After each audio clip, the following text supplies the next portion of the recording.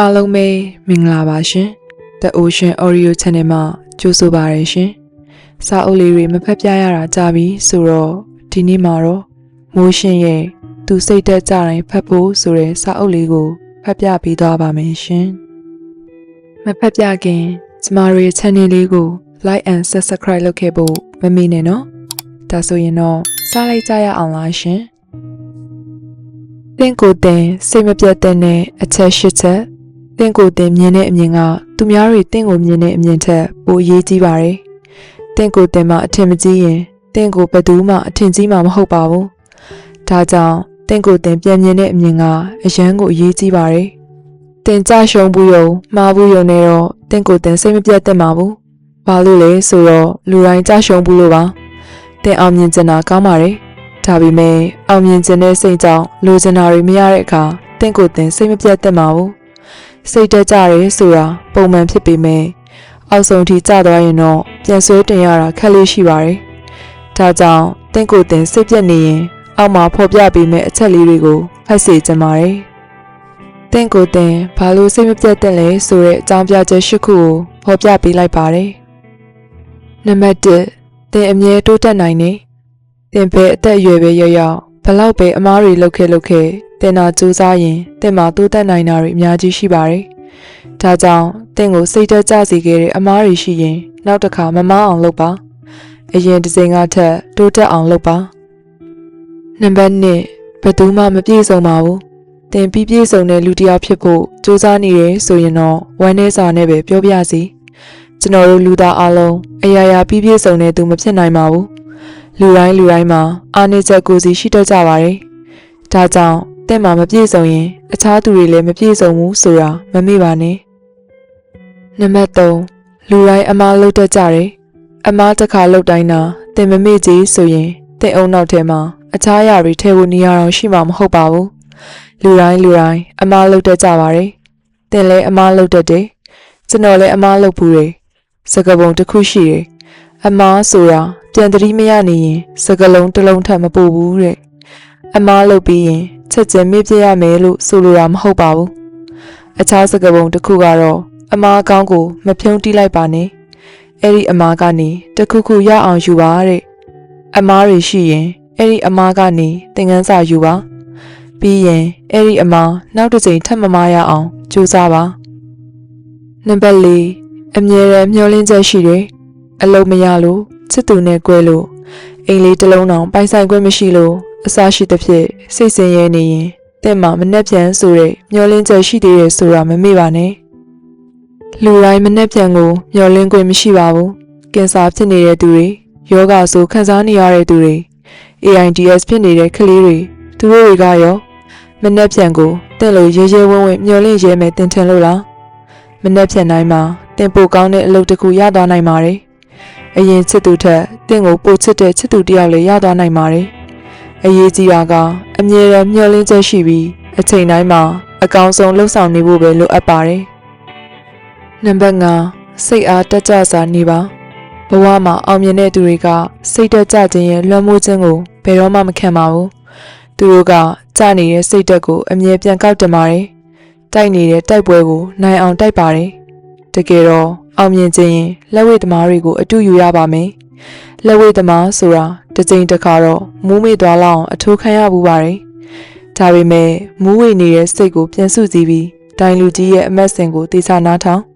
ထိုးနေတဲ့ပွဲကိုဆက်ပြီးအနိုင်ရအောင်ထိုးရပါတယ်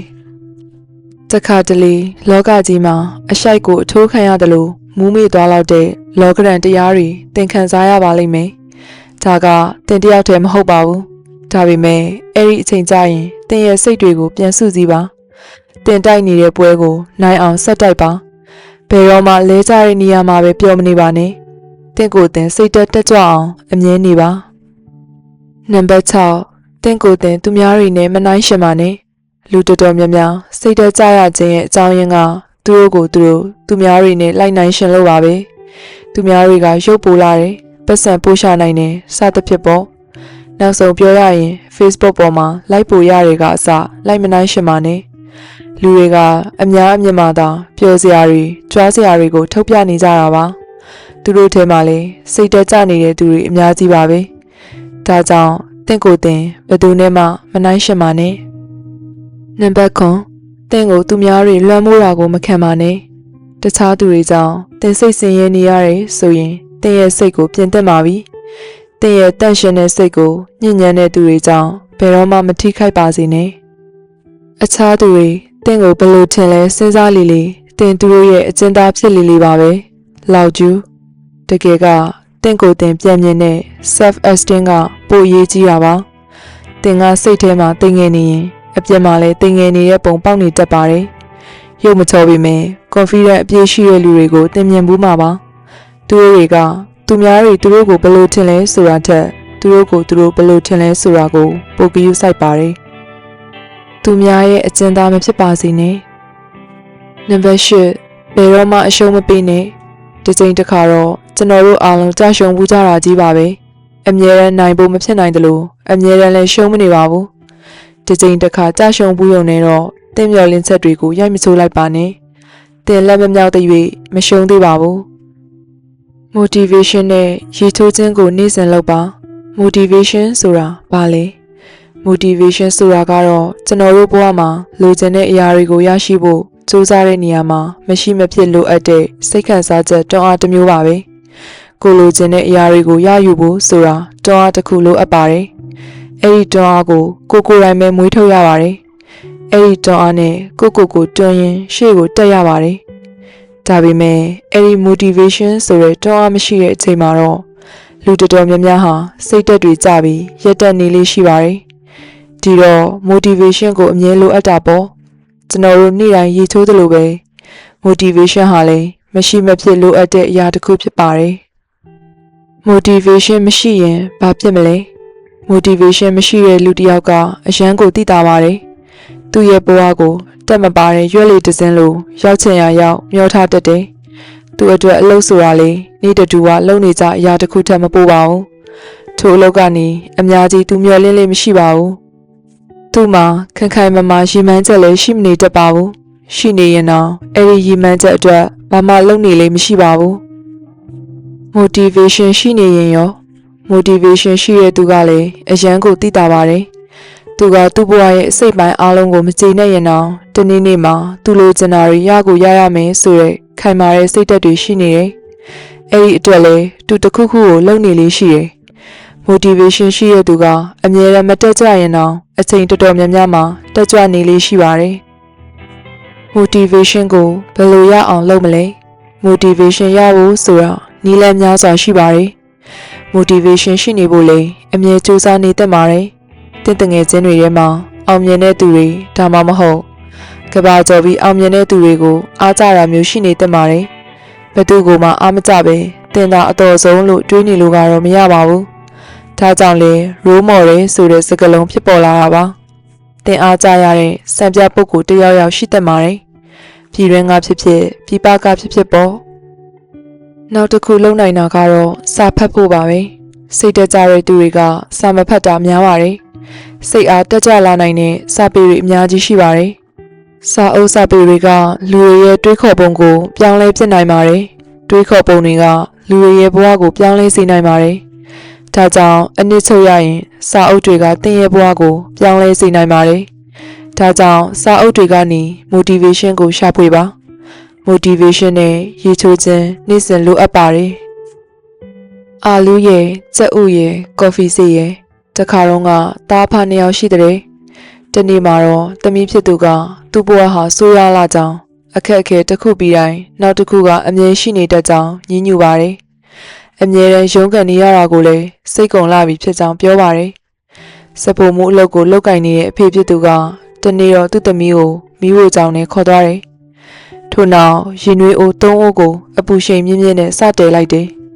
ရင်နွေးတွေစပြီးစူပွက်လာတဲ့နဲ့တပြိုင်နက်ပထမအိုးထဲကိုအာလူးထည့်လိုက်ပါတယ်ဒုတိယအိုးထဲကိုကြက်ဥထည့်လိုက်တယ်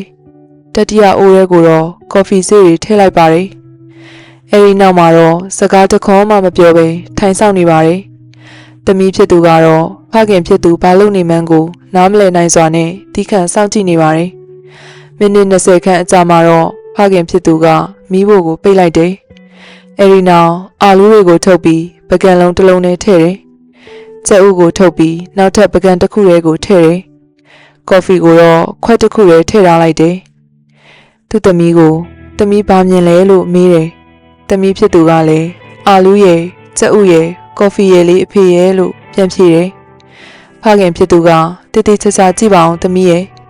အာလူးကိုထိကြည့်ပါအောင်လို့ပြောလိုက်တယ်။သမီးဖြစ်သူကလည်းအာလူးကိုထိကြည့်ပြီးတဲ့နောက်အာလူးကပြုတ်ဣနေတာကိုသတိထားမိလိုက်တယ်။ထို့နောက်ဖခင်ဖြစ်သူကကြက်ဥကိုယူပြီးခွဲကြည့်ခိုင်းတယ်။ကြက်ဥကတော့အကျက်လွန်ပြီးအထဲမှာမာနေတယ်။အဲဒီနောက်မှာကော်ဖီကိုတငုံလောက်တောက်ပြီးမြည်ခိုင်းလိုက်တယ်။ကော်ဖီရဲ့မွေးရနှံကြောင့်သမီးဖြစ်သူကပြုံးသွားတယ်။ဒါပေမဲ့ဘာကိုဆိုလိုမှန်းသဘောမပေါက်သေးပါဘူး။ဒါကြောင့်အဖေဘာကိုဆိုလိုချင်တာလဲဟင်လို့ပြန်မေးလိုက်တယ်။အဲဒီနောက်မှာဖခင်ဖြစ်သူကရှင်းပြပါတယ်။အာလူးရဲ့ကြက်ဥရဲ့ကော်ဖီရဲ့ဟာတူညီတဲ့အပူချိန်ကိုကြုံတွေ့ခဲ့ရတာပါ။ဒါပေမဲ့သူတို့ရဲ့တုံ့ပြန်ပုံတွေကတစ်ခုနဲ့တစ်ခုမတူပါဘူး။အာလူးကအစားကတော့မာကျော်ရဲ့တရံကိုစောင့်နေ။ဒါပေမဲ့စူပွက်နေတဲ့ရင်နွေးပူနဲ့တွေ့တဲ့အခါပျော့ပြောင်းသွားပါတယ်။ကြက်ဥကတော့ကွဲလွယ်တဲ့တရံကိုစောင့်နေ။ဒါပေမဲ့ပွက်ပွက်ဆူနေတဲ့ရင်နွေးပူနဲ့အကြာကြီးတွေ့တဲ့အခါအထဲကအရည်တွေဟာမာကျော်လာပါတယ်။ဒါပေမဲ့ကော်ဖီဆေးကတော့ထူးခြားပါတယ်။စူပွက်နေတဲ့ရင်နွေးပူနဲ့ထိပြီးတော့တေလိုက်တဲ့အခါမှာသူကရင်နွေးကိုတခြားပုံမကောင်းမွန်တဲ့အရာတစ်ခုအဖြစ်ပြောင်းလဲလိုက်ပါတယ်။သမီးကရောဘယ်ဟာနဲ့တူလဲဘဝမှာအခက်အခဲတွေနဲ့တွေ့တဲ့အခါဘယ်လိုတုံ့ပြန်လေးရှိသလဲ။အာလူးလိုလားကြက်ဥလိုလားကော်ဖီဆေးလိုလားကျွန်တော်တို့တွေအားလုံးရဲ့ဘဝမှာအခက်အခဲတွေကြုံတွေ့ရပါတယ်။ဘယ်လိုတုံ့ပြန်လဲဆိုတာမူတည်ပြီးကျွန်တော်တို့အောင်မြင်မှုတွေကွာခြားသွားကြပါတယ်။သင်ဘဝမှာလည်းအခက်အခဲတွေကြုံတိုင်းစိတ်အားမငယ်ပါနဲ့။ကော်ဖီဆေးလေးလိုဖြစ်ပေါ်လာတဲ့အခက်အခဲတွေကိုကောင်းမွန်တဲ့အရာတစ်ခုဖြစ်ပြောင်းလဲလိုက်ပါ။စိတ်ညစ်စရာတစ်ခုကိုထပ်ခါမစင်စားပါနဲ့။တခါတော့ကဟောပြောပွဲတစ်ခုမှာပညာရှိဟောပြောသူတစ်ယောက်ကအရန်ရေရတဲ့ဟာတာတစ်ခုကိုပြောလိုက်ပါတယ်။လူတွေကလည်းဝလုံးကွယ်ရေကြပါတယ်။မကြခင်မှာပဲတူညီရဲ့ထိုဟာတာကိုပဲနောက်တစ်ချိန်ပြောပြလိုက်ပါတယ်။ဒီတစ်ချိန်မှာတော့လူနည်းနည်းပဲရှေ့ပါတော့တယ်။တအောင်လောက်နေတော့နောက်ထပ်တစ်ချိန်အဲဒီဟာတာကိုပဲပြန်ပြောပါတယ်။ဒီတစ်ချိန်မှာတော့ဘသူမှရှေ့မဲ့သူမရှိတော့ပါဘူး။အဲဒီအချိန်ကျမှသူကပြုံးပြီးပြောပါတယ်။ဟာတာတစ်ခုတည်းကိုထက်ခါခမများတို့မရေကြဘူးမဟုတ်လား။အဲ့ဒါဆိုဘာလို့ခမများတို့အားလုံးအကြောင်းအရာတစ်ခုတည်းကြောင့်ပဲခဏဝမ်းနေနေကြတာလေ။ဘဝမှာဝမ်းသာစရာရှိမယ်။ဝမ်းနေစရာရှိမယ်။ဘာတွေပဲဖြစ်နေပါစေဘယ်အရာမှမတည်မြဲပါဘူး။ဟာတာတစ်ခုကိုထက်ခါမရေရတယ်လို့စိတ်ညစ်စရာတစ်ခုကိုလည်းထက်ခါမတွေးပါနဲ့။ Steve Jobs ရဲ့နမီကျော်မိန့်ခွန်းတခါတလေမှာလောကကြီးကတင့်ကိုအုတ်ခဲနဲ့ပေါက်လိမ့်မယ်။ဒါပေမဲ့တင့်ရဲ့ယုံကြည်ချက်တွေတော့မပြောက်သွားပါစေနဲ့။တင့်တစ်ခုခုကိုတော့ယုံနေမှဖြစ်မယ်။တင့်ကိုတင့်ယုံကြည်ချက်တင့်ဘဝတင့်ကံကြမ္မာဘာပဲဖြစ်ဖြစ်တင့်မှာယုံကြည်ချက်တစ်ခုတော့ရှိနေဖို့လိုတယ်။ကျွန်တော်တဘဝလုံးကျွန်တော်ကိုရှေ့ဆက်လျှောက်စေခဲ့တဲ့အရာကတော့ကျွန်တော်ချစ်မြတ်နိုးတာကိုလောက်ကင်ခဲ့စမှာပဲ။တင်ကြိုက်နေတဲ့တာတွေကိုတင်ရှာဖွေဖို့လိုပါတယ်။တင်နေရမယ့်အချိန်ကအကန့်အသတ်ရှိပါတယ်။တခြားလူတစ်ယောက်ရဲ့ဘဝထဲမှာဟန်ဆောင်ပြီးမနေပါနဲ့။တခြားသူတွေတတ်မှတ်ထားတဲ့ဘောင်တွေထဲမှာပိတ်မိမနေစေပါနဲ့။တခြားသူတွေရဲ့အမြင်တွေကြောင့်တင်စိတ်ဓာတ်မညှိုးနွမ်းပါစေနဲ့။အရေးကြီးဆုံးကတော့တင်ချစ်မြတ်နိုးတဲ့အရာကိုရယူဖို့တတိရှိပါစေ။အခြားအရာတွေအားလုံးကတင်ချစ်မြတ်နိုးတဲ့အရာနဲ့ရှင်ရင်အမြဲတမ်းဒုတိယပဲဖြစ်ပါစေ။အထက်ပါစကားကတော့ Stanford University မှာ Steve Jobs ပြောခဲ့တာကိုကောက်နှုတ်ထားတာဖြစ်ပါတယ်။ဒီခေတ်ထဲမှာ Apple product တွေဖြစ်တဲ့ MacBook, iPad, iPhone စတာတွေကိုလူတိုင်းသိနေပါပြီ။လူတိုင်းလိုချင်တဲ့ပစ္စည်းတစ်ခုလိုတောင်ဖြစ်နေပါပြီ။ဒီလောက်အောင်မြင်တဲ့ကုမ္ပဏီကြီးကိုတည်ထောင်ခဲ့တဲ့ Steve Jobs ရဲ့မိန့်ခွန်းကိုအမှတ်မထင်ကျွန်တော်ဖတ်မိခဲ့တယ်။အရန်ကောင်းလို့ဖတ်ပြီးတာနဲ့အရင်ကထက်စိတ်သက်အင်အားတွေပိုရရှိခဲ့ပါတယ်။အောက်မှာတော့2005ခုနှစ်ဇွန်လ12ရက်နေ့မှာ Stanford တက္ကသိုလ်မှာ Steve Jobs ပြောခဲ့တဲ့နမီကျော်မိန့်ခွန်းကိုစီလျော်အောင်ဘာသာပြန်ပြီးတော့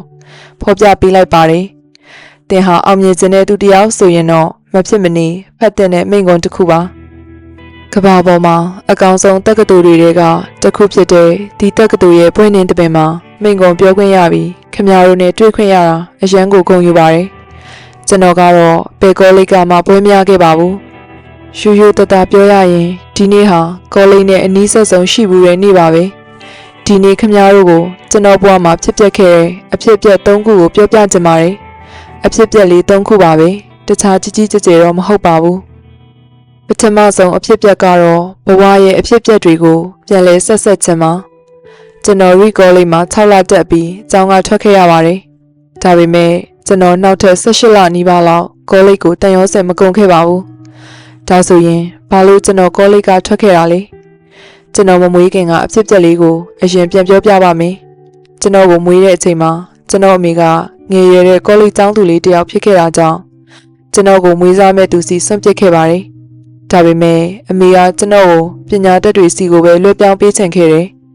ရှင်းနေတယောက်နဲ့သူ့ဇနီးတို့ကကျွန်တော်ကိုမွေးစားဖို့စိတ်ဝင်စားခဲ့တယ်ဒါပေမဲ့တကယ်တမ်းကျွန်တော်ကိုတွေ့တဲ့အခါမှာတော့သူတို့လိုချင်တာမိန်းကလေးဖြစ်လို့ကျွန်တော်ကိုမမွေးစားတော့ပါဘူးမွေးစားဖို့ခလေးရှာနေကြောင်းစည်ရင်တွင်လာတဲ့အခုကျွန်တော်မိဘဖြစ်လာမယ့်အဖေနဲ့အမေဟာညဘက်မှာဖုန်းခေါ်ဆိုမှုတစ်ခုရရှိခဲ့ပြီးကျမတို့မှမမျှော်လင့်ထားတဲ့ယောက်ျားလေးကလေးတစ်ယောက်ရှိနေပါတယ်ရှင်တို့သူ့ကိုလိုချင်လားလို့အမေးခံခဲ့ရတဲ့အချိန်မှာချက်ချင်းပဲကျွန်တော်ကိုလက်ခံခဲ့ပါတယ်ကျွန်တော်မွေးစားအမေကဝယ်ရတစ်ယောက်မဟုတ်တဲ့အပြင်ကျွန်တော်မွေးစားအဖေကအထက်တန်းကျောင်းမအောင်ခဲ့တာကိုအမေအရင်ကနောက်မှသိခဲ့လို့စာရဲတွေကိုလက်မှတ်ထိုးပေးဖို့ညှင်းဆန်ခဲ့တယ်။နောက်ထပ်လအနည်းငယ်အကြာမှာတော့ကျွန်တော်မွေးစားမိဘတွေကကျွန်တော်ကိုတကယ်ကောလိပ်ပို့မယ်လို့ယုံကြည်အောင်ပြောတော့မှအမေအရင်ကလက်မှတ်ထိုးပေးခဲ့တာပါ။နောက်ထပ်18နှစ်ကြာတဲ့အချိန်မှာတော့တကယ်ပဲကျွန်တော်ကောလိပ်တက်ခွင့်ရခဲ့ပါတယ်။အတွေ့အကြုံမရှိပဲကောလိပ်အရွေးမခဲ့တာကြောင့်စတန်ဖို့နီးပါးဈေးကြီးရဲ့ကောလိပ်ကိုရွေးခဲ့မိပါတယ်။လက်လုံးလက်စာတွေဖြစ်တဲ့ကျွန်တော်မိဘတွေစုထားတာတွေလည်းကျွန်တော်ကျောင်းစီအကြောင်းကုန်သွားခဲ့တယ်။6လအကြာမှာတော့ကျွန်တော်ကျောင်းသာတက်နေရတယ်။ဘာလားလားမှမမြင်မိပါဘူး။ကျွန်တော်ဘဝမှာဘာလို့ချင်လဲဆိုတာကိုမသိခဲ့ရဘူး။နောက်တစ်ခုကကျွန်တော်ဘာလို့ချင်လဲဆိုတာကိုသိအောင်လဲဒီကောလိပ်ကြီးကဘယ်လိုကူညီပေးမှလဲဆိုတာကိုလည်းစဉ်းစားလို့မရခဲ့ပါဘူး။နောက်ပြီးကျွန်တော်မိဘနှစ်ပါးဘဝတစ်လျှောက်လုံးစုဆောင်းလာခဲ့တဲ့ပတ်စံတွေကိုကျွန်တော်ကဖြုံးနေခဲ့တယ်လေ။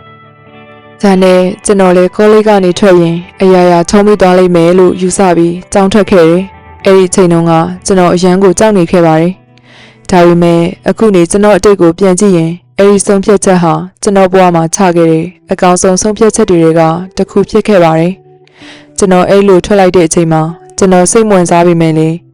မတက်မဖြစ်တက်နေခဲ့ရတဲ့အတန်းတွေကိုမတက်လဲဘာမှမဖြစ်တော့ပါဘူး။ဒါပေမဲ့ကျွန်တော်စိတ်ဝင်စားတဲ့ကောလိပ်ထဲကအတန်းတွေကိုစတင်ပြီးတက်ခဲ့တယ်။စာကျွန်း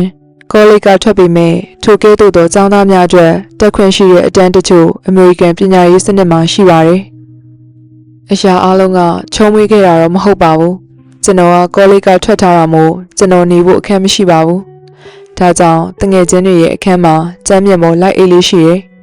ကုတ်ဘူးခွန်တွေကိုကောက်ပြီးစက်ရုံကိုပြန်လဲအပ်ပြီးတော့စားတောက်ဖို့ပတ်စံရှာခဲ့တယ်။အပတ်စဉ်တင်းငွေနေ့တိုင်းအစားအသောက်ကောင်းစားရဖို့9မိုင်ရှိတဲ့ခရီးကိုလမ်းလျှောက်သွားပြီးဟာရာခရစ်နာဖျားเจ้าကိုသွားခဲ့တယ်။အဲဒီလိုသွားရတာကိုကျွန်တော်ကိုယ်တိုင်လည်းနှစ်သက်ခဲ့ပါတယ်။ကျွန်တော်ရဲ့စူးစမ်းစိတ်တွေနောက်ကိုလိုက်ရင်ကျွန်တော်တွေ့ကြုံခဲ့ရတဲ့အရာတွေကနောက်တစ်ချိန်မှာတော့အဖိုးဖြတ်လို့မရတဲ့အရာတွေဖြစ်လာခဲ့တယ်။ဥပမာတစ်ခုလောက်ကျွန်တော်ပြောပြပါရစေ။အဲဒီအချိန်တုန်းက Rich College ဟာလက်ရည်နဲ့ပတ်သက်ပြီးတင်ကြားတဲ့နေရာမှာနိုင်ငံတစ်ခုလုံးမှာထိပ်တန်းအဆင့်ရှိပါတယ်။ကျောင်းတွေကဘလူးပိုစတာကိုပဲကြည့်ကြည့်ဘလူးစာရန်ကိုပဲကြည့်ကြည့်လက်ရည်အားလုံးကလှပနေတယ်။ကျွန်တော်ကကောလိပ်ကထွက်ခဲ့ပြီးပုံမှန်သင်တန်းတွေမတက်ရတော့တာကြောင့်အဲ့ဒီလက်ရည်အလှပရင်းနီးသင်တန်းကိုတက်ဖို့ဆုံးဖြတ်ခဲ့တယ်။ကျွန်တော် Seraph နဲ့ San Seraph တို့လို Found Family တွေကိုသင်ယူခဲ့တယ်။ဒါအပြင်စလုံးတွေတစ်လုံးနဲ့တစ်လုံးပေါင်းဆက်ရမှာဂျားထဲမှာထားတဲ့နေရာလွတ်တွေအကြောင်းစလုံးတွေဖွဲ့စည်းရတာကိုဘယ်လိုကြည့်ကောင်းအောင်လုပ်ရမယ်ဆိုတဲ့အကြောင်းတွေကိုလေ့လာခဲ့တယ်။အဲ့ဒါတွေကအရန်ကိုလှပပါတယ်။သိပ္ပံနည်းနဲ့တိုင်းတာလို့မရတဲ့လှပမှုမျိုးတွေကိုလှပပါတယ်။ကျွန်တော်အရန်ကိုသဘောကျခဲ့ရတယ်။ဒီလိုလေ့လာခဲ့တာကအဲ့ဒီအချိန်တုန်းကကျွန်တော်ဘဝမှာလက်တွေ့တစ်ခါမှအသုံးမဝင်ခဲ့ပါဘူး။ဒါပေမဲ့10နှစ်ကြာတဲ့အချိန်ကျွန်တော်တို့ပထမဆုံးကွန်ပျူတာကိုစတင်ဒီဇိုင်းရေးဆွဲတဲ့အချိန်မှာတော့အဲ့ဒီလေ့လာမှုတွေကကျွန်တော်ခေါင်းထဲကိုအစီအီပြန်ဝင်လာပါတယ်။ပြီးတော့အဲ့ဒီအရာတွေကိုကျွန်တော်မက်တီထွင်တဲ့နေရာမှာထည့်သွင်းခဲ့တယ်။အဲ့ဒီတော့ကကျွန်တော်တို့တီထွင်တဲ့ကွန်ပျူတာကစာရေးသားရမှာအလားပါဆုံးကွန်ပျူတာဖြစ်ခဲ့ပါတယ်။ ကျွန်တော်ကကြောင်းလုံးကအဲ့ဒီလက်ရည်တင်တန်းလေးမတက်ခဲ့ရင်မှတ်မှာဒီလောက်လာပါတဲ့စာရေးသားတဲ့စနစ်ပါလာမှာမဟုတ်ပါဘူးကျွန်တော်ဒါကောလိပ်ကမထွက်ခဲ့ရင်အဲ့ဒီလက်ရည်အလားတင်တန်းကိုကျွန်တော်တက်ဖြစ်ခဲ့မှာမဟုတ်ပါဘူးပြီးတော့ကွန်ပျူတာတွေမှာအခုလိုလက်ပါတဲ့စလုံးပုံစံလေးတွေလည်းရှိလာဖို့လွယ်မှာမဟုတ်ပါဘူးခင်ဗျားအနေနဲ့အနာဂတ်ကိုမျှော်နေတော့အချိန်မှာခင်ဗျားဘဝရဲ့အစိတ်ပိုင်းတွေကိုဆက်ဖို့လွယ်ကူမှာမဟုတ်ပါဘူးတကယ်ခင်ဗျားဘဝရဲ့အစိတ်ပိုင်းတွေကိုဆက်လို့ရတဲ့အချိန်ကခင်ဗျားဘဝကိုနောက်ပြန်လှည့်ကြည့်တဲ့အချိန်မှာပဲကျွန်တော်ငယ်ငယ်တုန်းကကျွန်တော်လုပ်နေတဲ့အရာတွေကိုဆက်ကြည့်လို့မရခဲ့ပါဘူးဒါပေမဲ့10နှစ်အကြာနောက်ပြန်လှည့်ပြီးကြည့်တဲ့အချိန်မှာတော့ကျွန်တော်လုပ်ခဲ့တဲ့အသေးဖွဲအရာလေးတွေရဲ့ဆက်မှုကိုတွေ့ခဲ့ရတယ်ဒါကြောင့်ခင်ဗျားဘဝမှာလည်းခင်ဗျားလုပ်နေတဲ့အရာလေးတွေဟာတနေ့နေ့ခင်ဗျားဘဝထဲမှာအသုံးဝင်လာလိမ့်မယ်လို့ယုံကြည်ဖို့လိုပါတယ်ခင်ဗျားအနေနဲ့တစုံတစ်ခုကိုတော့ယုံကြည်နေဖို့လိုပါတယ်ကံတရားဘဝဘာပဲဖြစ်ပေါ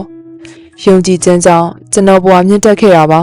အဲ့ဒီယုံကြည်ခြင်းကပဲကျွန်တော်ဘဝကိုပြောင်းလဲစေခဲ့တာပါအဲ့ဒီယုံကြည်ချက်ကကျွန်တော်ကိုတစ်ခါမှစိတ်မပြတ်စေခဲ့ပါဘူးဒုတိယပြောချင်တာကတော့ချစ်မြတ်နိုးခြင်းနဲ့ဆုံးရှုံးမှုအကြောင်းပါကျွန်တော်ကကံကောင်းခဲ့ပါတယ်ကျွန်တော်ငယ်ရွယ်စဉ်မှာပဲကျွန်တော်ဘာကိုနှစ်သက်မြတ်နိုးရဲဆိုတာကိုသိခဲ့တယ်အသက်20အရွယ်မှာ West နဲ့ကျွန်တော် Apple ကိုစတင်တည်ထောင်ခဲ့တယ်စတင်တည်ထောင်ခဲ့တဲ့နေရာကတော့ကျွန်တော်မိဘတွေရဲ့ကားကိုယ်တောင်ထဲမှာပါကျွန်တော်တို့အရင်စူးစမ်းခဲ့ကြတယ်10နှစ်အတွင်းမှာ Apple ဟာကားကိုယ်တောင်ထဲကကျွန်တော်တို့2ယောက်ကနေဝန်ထမ်း4000ကျော်ရှိပြီးဒေါ်လာ2ဘီလီယံတန်တဲ့ကုမ္ပဏီကြီးတစ်ခုဖြစ်လာခဲ့ပါတယ်ကျွန်တော်တို့ရဲ့အကောင့်ဆုံးဖန်တီးမှုကိုထုတ်လုပ်ခဲ့ပါတယ်နောက်နှစ်မှာတော့ကျွန်တော်အသက်30အရွယ်ရောက်လာခဲ့ပြီးအလုပ်ထုတ်ခံခဲ့ရတယ်ကိုထောင်ထားတဲ့ကုမ္ပဏီကနေကျွန်တော်ဘာလို့အထုတ်ခံခဲ့ရတာလဲလို့ခင်ဗျားတို့စဉ်းစားနေပါလိမ့်မယ်ဟုတ်ကဲ့ကျွန်တော်ပြောပြပါမယ်Apple ကစပြီးတိုးတက်ကြီးဝါလာတော့အရေးချင်းရှိပြီးကျွန်တော်နဲ့အတူလုပ်ငန်းကိုဦးစီးနိုင်မဲ့သူတစ်ယောက်ကိုကျွန်တော်တို့ငားရန်ခန့်အပ်ခဲ့တယ်ပထမနှစ်မှာတော့အားလုံးအဆင်ပြေခဲ့ပါတယ်နည်းနည်းအချိန်ကြာလာတော့ကျွန်တော်တို့အမြင်တွေကွဲလာတယ်နောက်ဆုံးတော့ဘိုးခွဲကသူ့ဘက်ကရက်တီခဲ့တယ်ဒီလိုနဲ့အသက်30အရွယ်မှာကျွန်တော်အလုပ်ထုတ်ခံခဲ့ရပါတယ်ကျွန်တော်ဘဝတစ်လျှောက်လုံးပုံအော်ပြီးအာရုံစိုက်ခဲ့ရသမျှစူးစမ်းခဲ့ရသမျှတွေရေစုံမျောသွားသလိုပါပဲအဲ့ဒီတော့ကခန်းစားချက်ကအရန်ကိုဆိုးရပါတယ်ကျွန်တော်လအနေငယ်ကြတဲ့အထိဘာဆက်လုပ်ရမှန်းမသိခဲ့ဘူးနောက်ပေါ်ထွက်လာမယ့်စွန့်ဦးတီးထွင်းသူတွေရဲ့စိတ်အားထက်သန်မှုကိုရောက်ကျလိုက်သလိုခံစားရတယ်ကျွန်တော်စီလက်ဆင့်ကမ်းခဲ့ရတဲ့တာဝန်ကိုမကျေပြွန်သလိုခံစားခဲ့ရတယ်ကျွန်တော် David Beckett နဲ့ Bob Noyce တို့ကိုတွေ့ပြီးတောင်းပန်ခဲ့တယ်ကျွန်တော် Silicon Valley ကနေထွက်ပြေးဖို့တောင်စဉ်းစားခဲ့ပါတယ်ဒါပေမဲ့ကျွန်တော်အတွက်အာယုံဦးလန်းစာပြန်လဲပြီးပေါ်လာခဲ့တယ်ကျွန်တော်လုပ်ခဲ့တာတွေကိုကျွန်တော်ချစ်မြတ်နိုးတယ်ဒီလိုအလုပ်ထုတ်ခံရရုံနဲ့တော့အဲဒီချစ်မြတ်နိုးခြင်းတွေမပြောက်သွားခဲ့ပါဘူးဒါကြောင့်ကျွန်တော်အစကပြန်ပြီးလုပ်ဖို့ဆုံးဖြတ်ခဲ့တယ် Apple ကနေအလုပ်ထုတ်ခံခဲ့ရတာဟာကျွန်တော်အတွက်အကောင်းဆုံးအဖြစ်အပျက်တစ်ခုဆိုတာကိုအဲဒီအချိန်တုန်းကသတိမထားမိခဲ့ပါဘူးအောင်မြင်မှုရဲ့လေးလံခြင်းကိုလူသစ်တယောက်ရဲ့ပေါ်ပါမှုတွေနဲ့အစားထိုးခံလိုက်ရတယ်လို့ပါပဲကျွန်တော်ဘဝရဲ့အကောင်းဆုံးတီးထွင်နိုင်တဲ့အချိန်အပိုင်းခြားတစ်ခုကိုရောက်ရှိစေခဲ့တယ်နောက်9နှစ်အတွင်းမှာ Nace လို့ခေါ်တဲ့ company တစ်ခုနဲ့ Pizza လို့ခေါ်တဲ့အခြား company တစ်ခုကိုတည်ထောင်ခဲ့ပါတယ်အဲဒီကာလအတွင်းမှာတစ်ချိန်မှာကျွန်တော်ရဲ့ဇနီးဖြစ်လာမယ်အရန်တော်တဲ့အမျိုးသမီးတစ်ယောက်နဲ့ချစ်ကြိုက်မိခဲ့တယ်Pizza ဟာပထမဆုံးကွန်ပျူတာ animation ဇာတ်လမ်းဖြစ်တဲ့ Toy Story ကိုဖန်တီးနိုင်ခဲ့ပြီးကမ္ဘာမှာအောင်မြင်ဆုံး animation studio တစ်ခုဖြစ်လာခဲ့ပါတယ်နောက်ကာလအနည်းငယ်ကြာမှာတော့ Apple က Nace ကိုဝယ်ခဲ့ပြီးကျွန်တော်လည်း Apple ကိုပြန်ရောက်လာခဲ့ပါတယ်ပြီးတော့ကျွန်တော်တို့ Nace မှာဖန်တီးခဲ့တဲ့နည်းပညာဟာ Apple ရဲ့အသက်ဖြစ်လာပါတယ်အဲဒီအချိန်မှာပဲကျွန်တော်ဇနီးနဲ့ကျွန်တော်တာယာရဲ့မိသားစုလေးကိုတည်ထောင်နိုင်ခဲ့ပါတယ်တကယ်လို့ကျွန်တော်သာ Apple ကနေအလုပ်ထုတ်မခံရရင်ဒါတွေတခုမှဖြစ်လာမှာမဟုတ်ပါဘူးဒီအဖြစ်အပျက်ကစေခါကြီးတစ်ခွက်လိုပါပဲဒါပေမဲ့လူနာအတွက်လိုအပ်ခဲ့တယ်လေတခါတလေလောကကြီးကခမည်းရဲ့ခေါင်းကိုအုပ်ခဲနဲ့ပေါက်တက်တယ်ဒါပေမဲ့ယုံကြည်မှုတွေမပြောက်သွားပါစေနဲ့ကျွန်တော်ကိုဒီနေရာအထိရောက်လာအောင်တွန်းပို့ပေးခဲ့တာကျွန်တော်ချစ်မြတ်နိုးတာကိုကျွန်တော်လုပ်ခဲ့လို့ပါပဲခမည်းလေးဘဝမှာခမည်းဘေးရာတွေကိုလှုပ်ရတာချစ်မြတ်နိုးလဲတီးဖို့လိုပါတယ်အချစ်ဆိုတာဘဝလက်တွဲပေါ်ရွေးတဲ့နေရာမှာလိုအပ်တယ်လို့တသက်လုံးလုံးမယ်အလုပ်ရွေးတဲ့နေရာမှာလည်းလိုအပ်ပါတယ်အလုပ်ဆိုတာခမည်းဘဝရဲ့အချိန်တော်တော်များများကိုအပိုင်စီးမဲ့အရာပါ ဒါကြောင့်အကောင်းဆုံးနီလန်ကခမည်းချစ်မြတ်နိုးတဲ့အလုပ်ကိုလုပ်ဖို့ပါပဲမတွေ့သေးရင်ညှိမနေပါနဲ့ဆက်လက်ရှာဖွေပါခမည်းရဲ့နှလုံးသားကတနေ့နေ့မှာခမည်းချစ်တာကိုတွေ့ရှိလာပါလိမ့်မယ်တကယ်ချစ်မြတ်နိုးတဲ့စုံတွဲလိုပါပဲကိုတကယ်ချစ်တဲ့အလုပ်ကိုလုပ်ရင်နှစ်တွေကြာလာလေအချစ်တွေခိုင်မြဲလေပါပဲဒါကြောင့်မတွေ့သေးတဲ့၍ဆက်လက်ရှာဖွေပါကျွန်တော်တတိယပြောချင်တဲ့အကြောင်းအရာကတည်ခြင်းတရားပါကျွန်တော်အသက်18နှစ်အရွယ်တုန်းကဆိုရိုးလေးတစ်ခုဖတ်ပူပါတယ်အဲဒီဆိုရိုးလေးကနေ့တိုင်းကိုတင်ရဲ့နောက်ဆုံးနေ့အဖြစ်အသက်ရှင်မှာတနေ့ကျရင်တင်သွေးရမှန်ကန်ပါလိမ့်မယ်တဲ့ဒီဆိုရိုးလေးကကျွန်တော်ဘဝပေါ်အများကြီးတက်ရောက်ခဲ့ပါတယ်အဲဒီအချိန်တုန်းကတည်းကလွန်ခဲ့တဲ့33နှစ်လုံးကျွန်တော်မှန်တဲ့ကိုမနေ့တိုင်းကြည့်ပြီးဒီနေ့ဟာငါနေရမယ့်နောက်ဆုံးနေ့ဆိုငါဘာလုပ်မလဲဆိုပြီးမေးခဲ့တယ်နောက်ဆုံးနေ့တာဆိုရင်ငါအခုလုပ်ဖို့စဉ်းစားနေတဲ့အရာကိုငါလုပ်မှလားလို့လည်းမေးခဲ့ပါတယ်အဖြေကနိုးဖြစ်တိုင်းကျွန်တော်သိခဲ့တာကကျွန်တော်တခုခုပြုပြင်မှုလိုပြီးဆိုတာပါပဲမကြခင်မှာသိနိုင်တယ်လို့ခံယူရခြင်းကကျွန်တော်ဘဝရဲ့အကြီးမားဆုံးဆုံးဖြတ်ချက်တွေချခဲ့တဲ့အရာမှာအများကြီးအသုံးဝင်ခဲ့ပါတယ်ဘာလို့လဲဆိုတော့မျော်လင့်ခြင်းမာမာနအကြောက်တရားရှက်ရွံ့ခြင်းတွေအားလုံးဟာတည်ခြင်းဆိုတာကိုတွေးလိုက်တာနဲ့အားလုံးပြောက်ွယ်ကုန်လို့ပါပဲဒါတွေအားလုံးပြောက်ွယ်သွားပြီးတကယ်လုပ်ချင်တဲ့အရေးကြီးသောအရာကကောင်းတဲ့အလိုလိုပေါ်လာပါတယ်မကြခင်သိနိုင်တယ်လို့တွေးခြင်းကသင်ဟာတခုခုဆုံးရှုံးနိုင်တယ်လို့တွေးလို့ရှိခြင်းကိုဖျက်ပေးနိုင်ပါတယ်ဘာလို့လဲဆိုတော့သင်ဟာအချိန်မီသိနိုင်တယ်လေတေးရထပ်ပို့ပြီးဆုံးရှုံးနိုင်တာရှိသေးလို့လားဒါကြောင့်တင်ချစ်မြတ်နိုးရဲ့အရာကိုမလုပ်ဖို့ဘာမှစင်ကြေပေးစရာမရှိတော့ပါဘူးလွန်ခဲ့တဲ့တစ်နှစ်လောက်ကကျွန်တော်ကင်ဆာရောဂါခံစားခဲ့ရတယ်မနက်9 နာရီခွဲမှာစကန်ဖတ်ပြီးတဲ့နောက်ကျွန်တော်ရဲ့တရက်ထဲမှာအကျိတ်ရှိနေတာကိုသိလိုက်ရတယ်ကျွန်တော်အစကတရက်ဆိုတာဘာမှန်းတော့မသိပါဘူးဒေါက်တာတွေကကျွန်တော်ရဲ့ကင်ဆာဟာကုသလို့မရကြောင်းပြောပြခဲ့ပါတယ်ကျွန်တော်6လထက်ပိုပြီးအသက်မရှင်နိုင်တော့ဘူးလို့ဆိုကြတယ်ဆရာဝန်တွေကကျွန်တော်ကိုအိမ်ပြန်ပြီးအေးဆေးလေးအနားယူပြီးပြင်ဆင်စရာရှိတာပြင်ဆင်ဖို့ပြောခဲ့ပါတယ်သူတို့ဆိုလိုချင်တာကတော့ကျွန်တော်ကလေးတွေကိုနောက်10နှစ်မှာကျွန်တော်ပြောချင်တာတွေကိုအခုရဲကပြောခဲ့ပေါ့နှုတ်ဆက်ခိုင်းတာနဲ့အတူတူပါပဲဒီယောဂနဲ့ကျွန်တော်နေထိုင်ခဲ့ရပါတယ်တညနေမှာတော့ဆရာဝန်တွေဟာကျွန်တော်ရဲ့လေကြောင်းလေးကိုအန်ဒိုစကုပ်ထည့်ပြီးအစာအိမ်တွေဥရီရဲကနေတဆင့်တရွအကျိတ်စီကဆဲတချို့ကိုထုတ်ယူခဲ့တယ်ကျွန်တော်ကညင်သက်နေခဲ့တယ်ဆရာဝန်တွေကအဲ့ဒီဆဲကိုကြည့်ပြီးတော့စတင်ပြီးငိုကြပါတယ်ကျွန်တော်မိန်းမကကျွန်တော်ကိုပြန်ပြောတယ်ဘာလို့လဲဆိုတော့ကျွန်တော်ဖြစ်နေတဲ့ဒီတရွကင်ဆာဟာဖြစ်လေဖြစ်ထနေပြီးခွဲစိတ်ကုသလို့ရတဲ့ကင်ဆာအမျိုးအစားဖြစ်နေတာကိုတွေ့ရှိခဲ့လို့ဝမ်းသာခဲ့ကြတာပါတဲ့ဒါကြောင့်ကျွန်တော်လည်းအခွဲစိတ်ခံပြီးတော့အခုတော့ပြန်လဲကောင်းမွန်သွားပါပြီတည်ခြင်းတရားနဲ့အနီးဆက်ဆုံးခံစားခဲ့ဘူးတာပါလူတိုင်းမတည်ခြင်းကြပါဘူးကောင်းကင်ဘုံကိုသွားခြင်းတယ်လို့ပြောနေတဲ့သူတွေတော့မတည်ခြင်းကြပါဘူးဒါပေမဲ့တည်ခြင်းတရားဆိုတာကျွန်တော်တို့အားလုံးရင်ဆိုင်ရမယ့်အရာပါဘယ်သူမှတည်ခြင်းတရားကမလွတ်မြောက်ပါဘူးတကယ်တော့တည်ခြင်းတရားဆိုတာဘဝရဲ့အကောင်ဆုံးဖန်တီးမှုတစ်ခုလည်းဖြစ်ပါတယ်သူဟာဘဝကိုပြောင်းလဲပေးတဲ့အရာပါအခုသင်ကအသက်ဖြစ်နေပေမဲ့တနေ့နေ့မှာတော့သင်ဟာဟောင်းနှံသွားပြီးတည်ဆုံးရမှာပါဒီလိုမျိုးပြောရတာစိတ်တော့မကောင်းပါဘူးဒါပေမဲ့ဒါဟာအမှန်တရားပါသင်နေရမယ့်အချိန်ဟာအကန့်အသတ်ရှိပါတယ်ဒါကြောင့်တခြားသူတယောက်အဖြစ်နေထိုင်ရင်သင်ရဲ့အချိန်တွေကိုမဖြုံးတိလိုက်ပါနဲ့ပုံတီကားချက်ကြီးထဲမှာပိတ်မိမနေပါစေနဲ့တခြားသူတွေသင်ကိုဘယ်လိုမြင်မလဲဆိုတာကိုတွေးပြီးမနေထိုင်ပါနဲ့တခြားသူတွေရဲ့စုညံတန်တွေကသင်ရဲ့ကဂီတတန်ကိုမဖုံးလွှမ်းသွားပါစေနဲ့အရေးကြီးဆုံးကသင်တကယ်ချစ်မြတ်နိုးတဲ့သင်အိမ်မက်တွေနောက်ကိုလိုက်ရတဲ့တတိရှိပါစေသင်ရင်ထဲကနှလုံးသားတွေကဖြစ်ချင်တာကိုလုပ်ပါတခြားအရာတွေကိုဒုတိယဦးစားပေးပါကျွန်တော်ငယ်ငယ်တုန်းက The Whole Pack ကတ်တလောလို့ခေါ်တဲ့စာအုပ်တအုပ်ရှိခဲ့ပူပါတယ်ကျွန်တော်တို့ခေတ်တုန်းကသူကတမချန်းစာလိုပါပဲလူတော်တော်များများမှရှိပါတယ်မန်လိုပတ်နဲ့တိတ်မွေးတဲ့နေရာမှာနေထိုင်တဲ့ Stewart Brand ဆိုတဲ့သူကတီထွင်ခဲ့တာပါအဲ့ဒီအချိန်တုန်းက1960အစောပိုင်းလောက်ပေါ့ကွန်ပျူတာတွေမပေါ်သေးပါဘူးအဲ့ဒီစာအုပ်ကလက်နှိပ်စက်နဲ့ရိုက်တာကက်ကြီးနဲ့ဖြတ်ထားတဲ့ပုံစံမျိုးပါသူက Google နဲ့သဘောတရားတူပါတယ်ရှာကျင်တဲ့အကြောင်းအရာတွေကိုရှာနိုင်ဖို့လုပ်ထားတဲ့စာအုပ်တစ်မျိုးပါ Google ပေါ်မလာခင်35နှစ်လောက်ထိသူ့ရဲ့အတွေးခေါ်ဟာလက်တွေ့ဆန်ခဲ့ပါတယ်သူတို့စာအုပ်ကိုအဆက်ဆက်မွမ်းမံခဲ့ကြတယ်1980လောက်ကနောက်ဆုံးသူတို့ထုတ်ခဲ့တဲ့စာအုပ်ရဲ့နောက်ကျောဘက်မှာတော့မနက်ခင်းနေရောင်အောက်ကကျေးလက်လန်ကလေးရဲ့ပုံပါလာခဲ့ပါတယ် အဲ့ဒီပုံအောက်မှာတော့အမြဲယူသွဆလောင်နေပါစေဆိုတဲ့စကားစုလေးတစ်ခုပါခဲ့တယ်။ဒါကသူတို့ရဲ့နောက်ဆုံးနှုတ်ဆက်စကားပါ။ကျွန်တော်ဘဝမှာလည်းကျွန်တော်အဲ့ဒီစကားကိုကျင့်သုံးခဲ့ပါတယ်။အခုခမည်းတော်အားလုံးဘွဲရရပြီးတော့ဘဝအသစ်တစ်ခုကိုစရမယ်ဆိုတော့ကျွန်တော်ကလည်းခမည်းတော်ကိုအမြဲယူသွဆလောင်နေပါစေလို့ဆုတောင်းပေးလိုက်ပါတယ်။အားလုံးကိုကျေးဇူးများကြီးတင်ပါတယ်။အထက်ပါမိန့်ခွန်းကတော့စတီဂျော့ရဲ့နမီကျော်မိန့်ခွန်းဖြစ်ပါတယ်